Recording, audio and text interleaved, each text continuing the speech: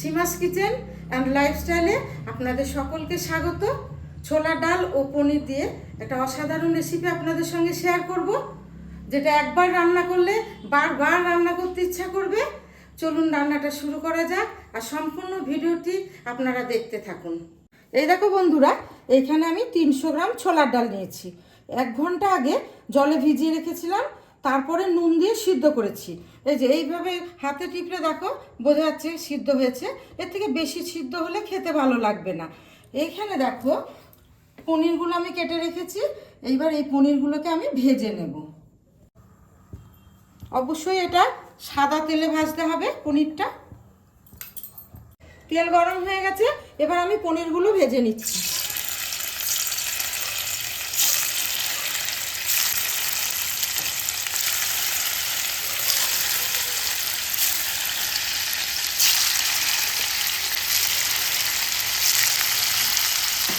গ্যাসটা একদম আস্তে করে দিয়েছি, তাহলে পনিরগুলো পুড়ে যাবে।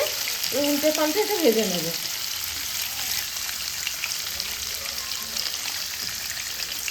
পুরো উল্টে পাল্টে সব ভেজে নিয়েছি, যে সুন্দরভাবে ভাজা হয়ে গেছে। এবার আমি তুলে নিচ্ছি।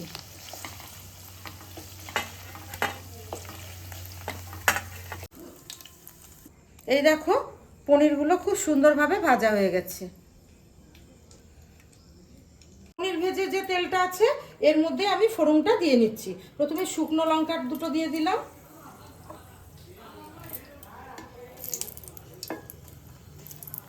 এক চামচ সাদা জিরে ফোড়নের মধ্যে দিচ্ছি। এখানে আদা বাটা আছে 1 চামচ। আদাটা যাতে গায়ে ছিটকে না পড়ে ওই জন্য একটু জল দিয়ে দেবো।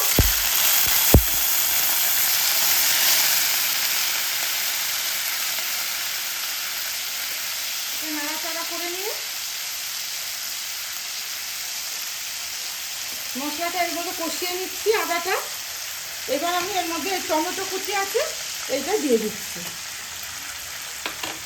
এটা একটা বড় টমেটো কুচি রেখেছি, আর যারা মিডিয়াম দেবে তারা 2টো দিতে পারে।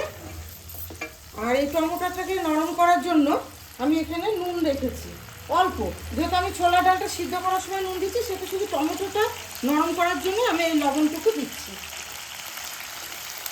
টমেটোটা নরম হয়ে যাবে, তারপরে আমি একটা মশলা পেস্ট তৈরি করে রেখেছি, সেটা এরপরে আমি দেব।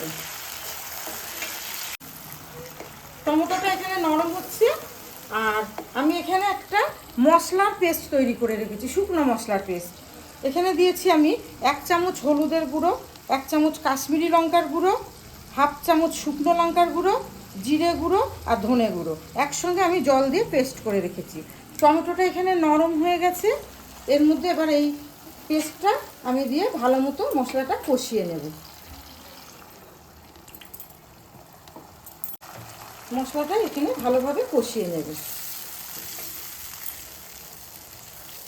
আর এখানে আমি বারান্দায় রান্না করছি, এখন আমাদের রান্নাঘরের কাজটা শেষ হয়নি, সেহেতু খুব অসুবিধায় পড়েছি।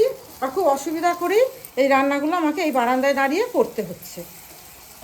মশলাটা এই এই তেলের সঙ্গে ভালোভাবে কষিয়ে নিচ্ছি। এই টমেটোটাও গলে গেছে ভালোভাবে।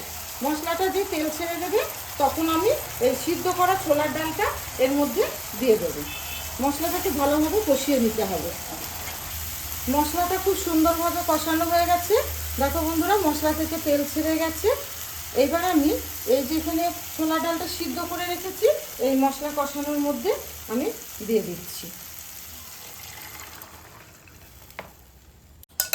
মশলাটার সঙ্গে আমি এই ছোলা ডালটা ভালোভাবে মিশিয়ে নিচ্ছি। এখানে মশলার সঙ্গে সিদ্ধ ডালটা ভালোভাবে মেশানো হয়ে গেছে। এবার এটাকে ফুটতে দেবো আমি, সেই জন্য ঢাকনা চাপা দিয়ে দিচ্ছি।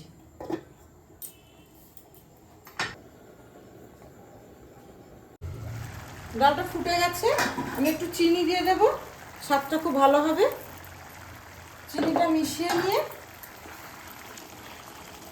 এই ভাজা পনিরগুলো এবার এর মধ্যে আমি অ্যাড করে দেবো।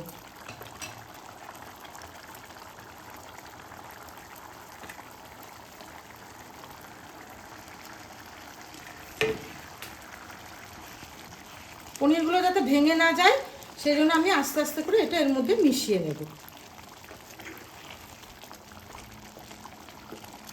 এর মধ্যে আমি একটু ঘি দেব,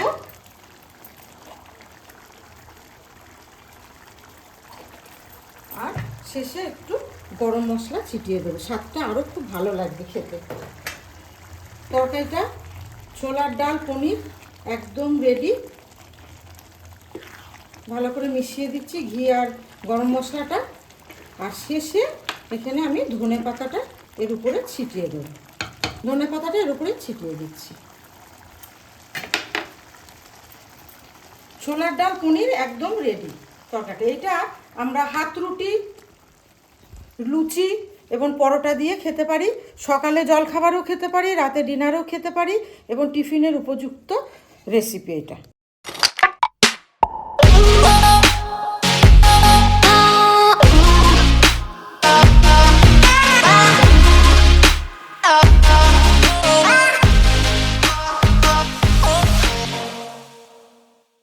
তোমাদের দাদা ভাই লুচি সেকছে আর আমি বেলে দিচ্ছি। এই যে আমি বেলছি আর তোমাদের দাদা ভাই সেকছে। লুচি নাও, আমাকে অল্প করে দাও। ব্যাস ঠিক আছে ঠিক আছে। এটা ছেলে খাবে। দাও ওই থালাটা দে বাবুকে, বাবা থালাটা দে। দেখি মাখে। এই না, তোমাকে অল্পই দিয়েছি। এই না লুচি তুলে তরকারিটা দাও। তো দেখে খুবই সুস্বাদু লাগছে। খাও। পনিরটা কি সফট, পনিরটা একেবারে নরম। খেয়ে বলো কেমন টেস্ট হয়েছে। খুব ভালো হয়েছে বন্ধুরা, আপনারা এভাবে বানিয়ে খাবেন। খুব সুন্দর হয়েছে মা। ভালো হয়েছে, সব রকম মশলা, চিনি, ঘি সব দারুণ ভালো লাগছে, হয়েছে। দারুণ। আর এইভাবে প্রত্যেক দিনই কিছু না কিছু ভিডিও তোমাদের সামনে আমি তুলে ধরবো। আজকের মতো এখানেই শেষ করি। তোমরা সুস্থ থাকো, ভালো থাকো, আমাদের সঙ্গে সবসময় থাকবে। টাটা। টাটা।